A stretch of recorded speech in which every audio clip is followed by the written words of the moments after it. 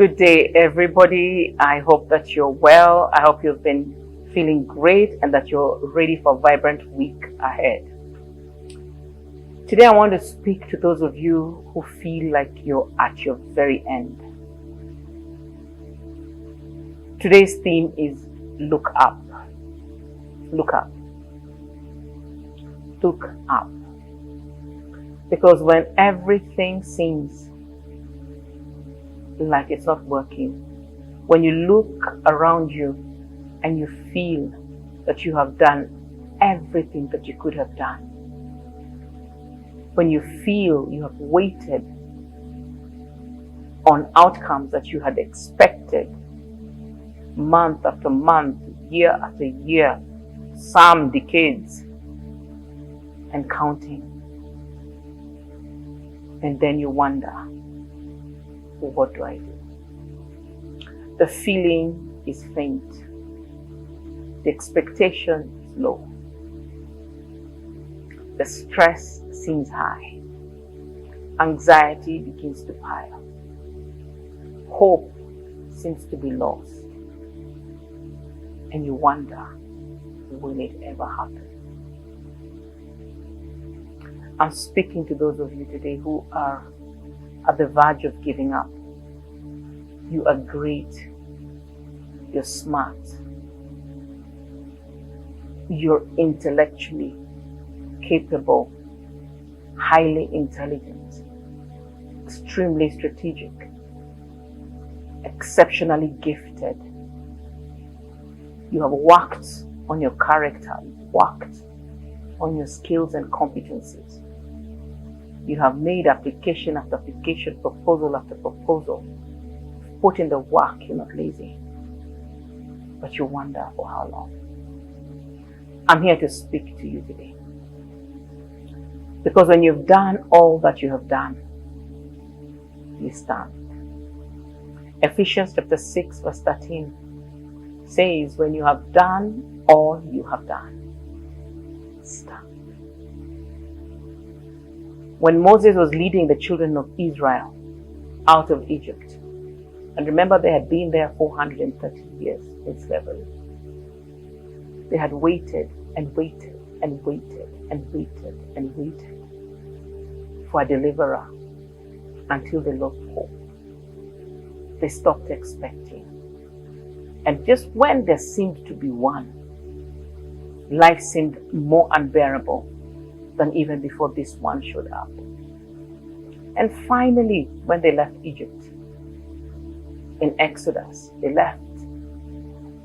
And the expectation for those who are mature, they knew that Israel was only 3 days away from Egypt. But here they were in the wilderness, getting into more and more trouble.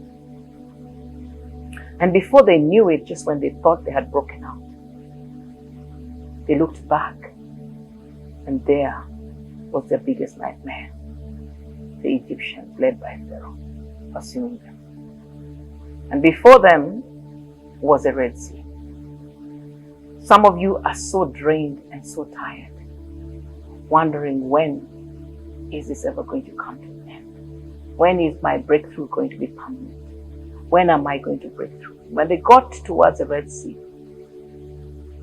with the Egyptians at their back, and with the Red Sea before, again, the word of God says that Moses looked up to God, and God asked him, what? What is the problem? Of course, Moses was pointing and saying, look behind, look in front. Water behind, Egyptians, what do I do? And the Lord told Moses to tell the people to stand still and see the salvation of the Lord. And there, behold, the largest miracle ever. And the Egyptians, they saw, they were told, they will see no more. So they drowned in that Red Sea. So when you've done all you've done, you stand. See, continue doing what you need to do on your part. But release the final key to the Lord to make it happen. Joseph had done all he could do. a man anointed and chosen to be a global leader and a solution provider for food security. But not one human being could make it happen other than God come down on the day that had already been written, planned, and ordained for his breakthrough that was permanent forever. In this season of transition into the next dimension, in this season when it's a season to let God announce us,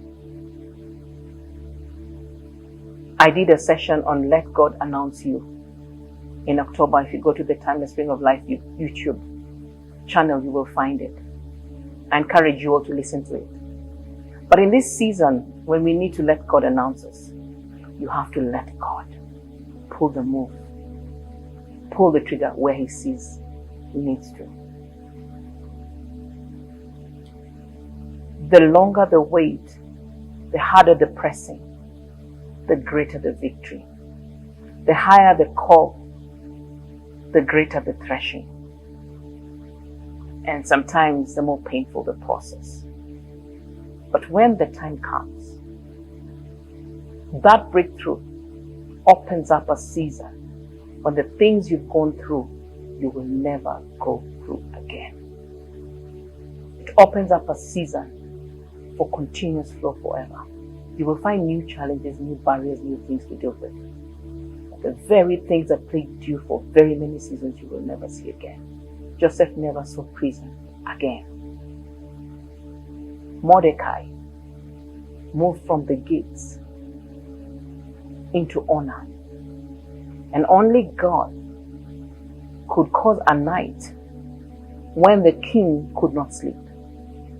Stir in the spirit of the king restlessness and a question of, what have people done for me? Go back to the books. That's only the hand of God. Because nobody woke the king up. Nobody made the king restless. Nobody told the king to look at the books that recorded good deeds. But a night came. A night when God had ordained for Mordecai to break through. When he said, this is time to honor my own. And he, by his own hand, made the king restless. And the king began to look at the books and recognize the good deeds that Mordecai had done. And set up a stage for honor. And Mordecai's status changed forever. Forever, permanently. In this season, I want to encourage those of you who are on the verge of giving up. Hold on, just stand still. Keep doing what you must do. Keep looking up. I want you to look up because that is where your help is coming from.